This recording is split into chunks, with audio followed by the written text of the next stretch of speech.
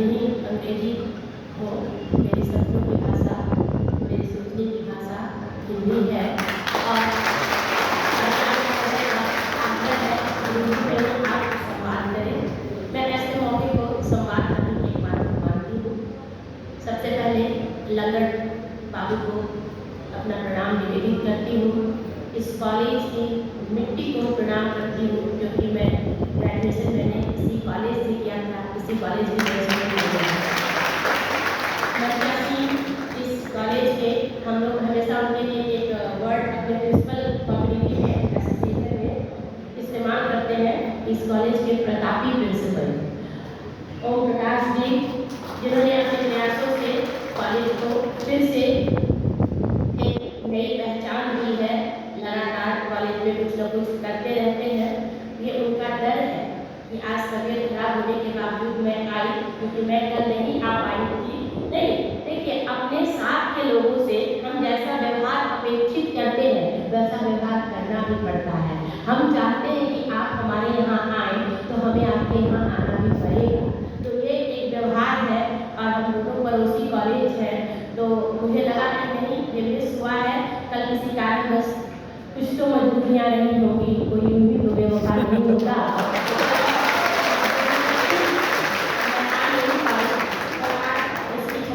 के रूप में आपके सामने हो, मुझे पता नहीं था कि मुझे विषय पर बोलना है, लेकिन थोड़ी नेत्री भी रही हूँ तो बोल लेती हूँ, तो बोल लूँगी आज भी। तो पहले तो प्रिंसिपल साहब को बहुत बहुत बधाई, इतने सुंदर 3 दिवसीय कार्यक्रम को अपनी एक में पूरी ऊर्जा के साथ उन्होंने करवाया।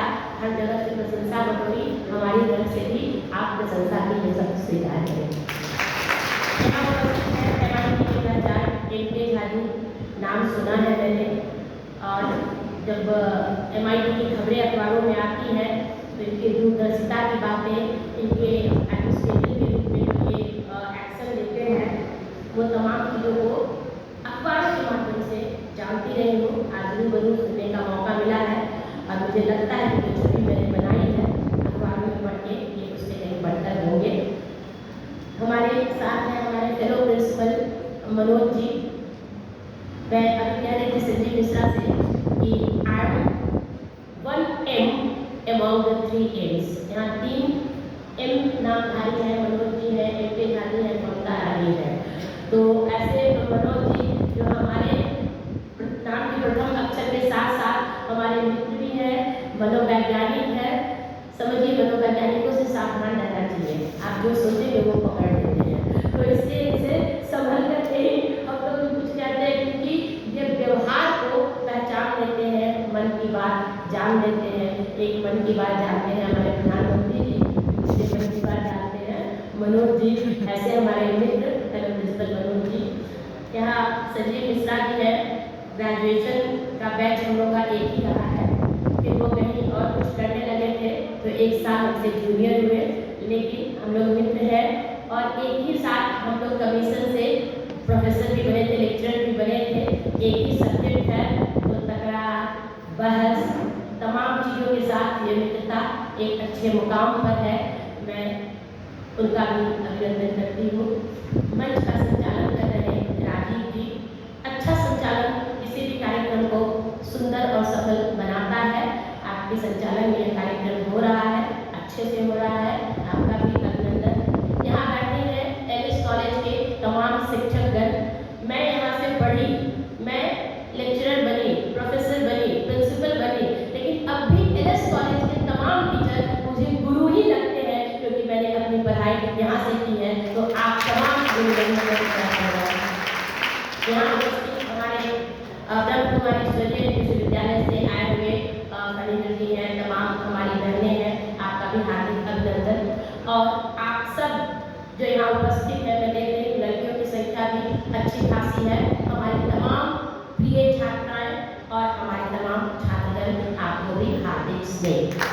आज का विषय है छात्रों के समग्र विकास में उच्च शिक्षण संस्थानों की भूमिका।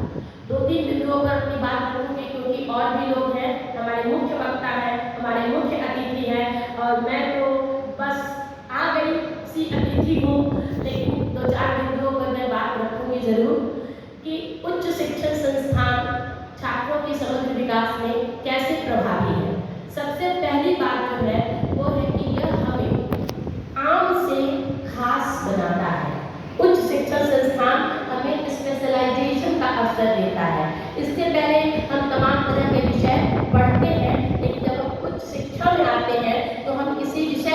अपनी पकड़ बनाते हैं, वो आर्ट्स का सब्जेक्ट हो, साइंस का सब्जेक्ट हो, कॉमर्स का सब्जेक्ट हो, मेडिकल लाइन हो, इंजीनियरिंग का लाइन हो, यानी वो हमें जो एक आम रास्ता है उससे हटकर एक स्पेशल रास्ते पे लेके जाता है, जिसके तरफ बढ़कर हम अपने कैरियर का निर्धारण करते हैं। तो ये एक दरवाजा खोलता है, अवसरों का दरवाजा, यह एक दरवाजा खोलता है, चुनौतियों का दरवाजा, यह एक दरवाजा खोलता है जिस पर हम आगे बढ़कर किसी सोचे हुए मुकाम तक पहुंचते हैं। तो इस रूप में उच्च शिक्षा हमारे लिए एक अवसर देता है। उच्च शिक्षा के संस्थानों में जब हम जाते हैं तो हम कई चीज सीखते हैं। आजकल बड़ा जमाना है ई लर्निंग का। तो एक जगह मैं थी तो एक बड़ा जिसको कि बहुत साधारण भाषा में एक आदमी बोल रहे थे कि ई लर्निंग तो जरूरी है, लेकिन वो लर्निंग ज्यादा जरूरी है जिसमें बच्चे क्लास में आते हैं और रूबरू शिक्षक से होकर के न सिर्फ पढ़ना सीखते हैं बल्कि उनमें कई तरह के गुणों का विकास होता है। जब आप कुछ शिक्षण संस्थानों में जाते हैं तो आप आई कांटेक्ट करके अपने अंदर आत्मविश्वास पैदा करना सीखते हैं।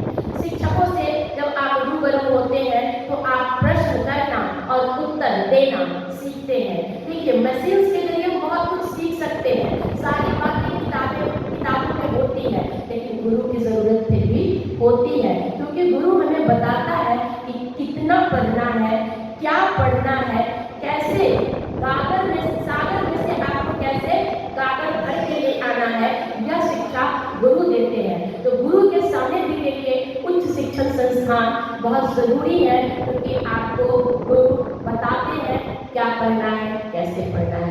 गुरु आपको बताते हैं कि कैसे रहना है, कैसे उठना है, कैसे बैठना है। अभी प्राचार्य महोदय शिक्षकों को ये जिम्मेदारी दे रहे थे कि कैसे जब बड़े लोगों का प्रोग्राम होता है तो क्या आपका आचरण होना चाहिए। तो उच्च शिक्षण संस्थान आपको आचरण सिखाते हैं, वो आपको केयरिंग सिखाते हैं, वो आपको शेयरिंग सिखाते हैं, बांटना सिखाते हैं। घर में आजकल मैक्सिमम घरों में 1 या 2 बच्चे होते हैं, वो बांटना नहीं जानते। उच्च शिक्षण संस्थान में जब आप अपने साथियों के साथ बैठते हैं, अपने सहयोगियों के साथ बैठते हैं, तो आप टीम वर्क सीखते हैं, कैसे मिलजुल कर काम करना चाहिए। अभी प्रिंसिपल साहब ने कितना बड़ा कार्यक्रम किया, ये एक टीम वर्क का नतीजा है। निसंदेह वो लीडर है, लेकिन उनकी टीम थी जो हमेशा उनके पीठ पर थी, और टीम वर्क तो ये उन्होंने सीखा होगा कि कैसे टीम वर्क करके हम किसी काम को अंजाम तक पहुंचाते हैं। तो ये जो भावनाएं हैं वो विकसित होती है।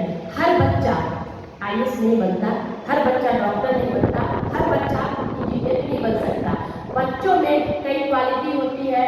तारे जमीन तक मूवी आप लोगों ने देखी होगी कि कुछ बच्चा पेंटिंग के लिए बनता है, कुछ सिंगिंग के लिए है। तो ये उच्च शिक्षण संस्थान एक बहुत बड़ा प्लेटफॉर्म होता है, आपकी तमाम खूबियों को एक मंच देता है ताकि आप उसको विकसित कर सकें। खेल का मंच हो, NSS का मंच हो, NCC का मंच हो, ये तमाम मंच आपको आपके सर्वांगीण विकास के लिए दिया जाता है। हर बच्चा बहुत विद्वान नहीं होता, एवरेज बच्चे भी होते हैं, लेकिन हो सकता है वो बहुत सुरीला गाना गाते हो, वो बहुत सुंदर नृत्य करते हो, तो उनके लिए उच्च शिक्षण संस्थान भी एक अवसर होता है वो अपनी उस प्रतिभा को निखारे। अभी आंकड़े आपने सुने, 43,000 कॉलेजेस, 11,000 यूनिवर्सिटीज और कितने करोड़ बच्चे ये उच्च शिक्षण संस्थान से जुड़े हैं। मैं ये जरूर कहना चाहूँगी, क्योंकि और वक्ताओं को बोलना है और थोड़ा लग रहा है कि हमको तुरंत ही अल्टीमेटम मिलेगा कि लपेटिए, खत्म करिए। तो मैं शुरू करती हूँ लपेटना कि उच्च शिक्षण संस्थान से आप जुड़िए और इस सोच के साथ जुड़िए कि आपका वहाँ विकास हो, आपके अंदर जो प्रतिभा छुपी हुई है उसको एक रास्ता मिले, और जुड़िए।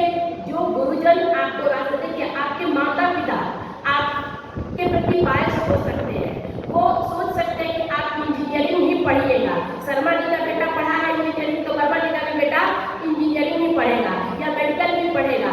उनकी सोच बायस होती है। आपके गुरु जो होते हैं वो जब आपको पढ़ते हैं तो आपके अंदर किस चीज के प्रति झुकाव है वो फाइंड आउट करते हैं और वो आपको रास्ता दिखाते हैं। तो गुरुओं की सुने, गुरुओं का ये आदर करना भी उच्च शिक्षण संस्थान सिखाता है।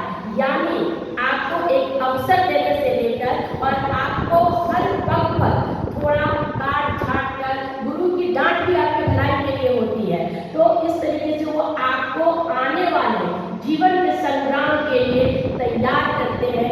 इसलिए उच्च शिक्षा का व्यक्तित्व के विकास में बहुत ही महती भूमिका है, बहुत ही बड़ा महत्व है। और जो लोग आगे बढ़ते हैं, पढ़ते हैं, तो कहते हैं कि जब व्यक्ति पढ़ता है तो व्यक्ति आगे बढ़ता है, वो चीज़ों को समझने की एक नई दृष्टि विकसित करता है। तो उच्च शिक्षण संस्थान आपको वह दृष्टि देता है, आपको समाज को देखने का, दुनिया को देखने का एक नया दृष्टिकोण देता है। और मैं उम्मीद करती हूँ कि आप सब यहाँ से पढ़कर आगे बढ़े, अच्छा करें, जीवन में सफल बने। लेकिन उससे पहले कुछ शिक्षा जो सिखाता है वह है कि हम एक अच्छे इंसान बने। सफल इंसान तो बने, लेकिन एक अच्छे इंसान बने। और यह बनने का रास्ता शिक्षण संस्थानों से होकर जाता है। तो आप इस चीज़ को याद रखें, आप जिंदगी में कहीं डॉक्टर, इंजीनियर, ऑफिसर सब कुछ बने, लेकिन एक अच्छे इंसान बने। क्योंकि गांधी जी तो डॉक्टर भी नहीं थे, इंजीनियर भी नहीं थे, लेकिन उनकी इंसानियत के लिए, उनके में जो मानव के प्रति जो विचार थे, जो वैल्यू था, एक अच्छे जो इंसान थे, उसके लिए आज वो राष्ट्रपिता है और पूरा देश उनको नमन करता है। इसलिए अच्छे इंसान बनिए, सफल बनिए। मेरी तमाम शुभकामनाएं आप सबके साथ हैं।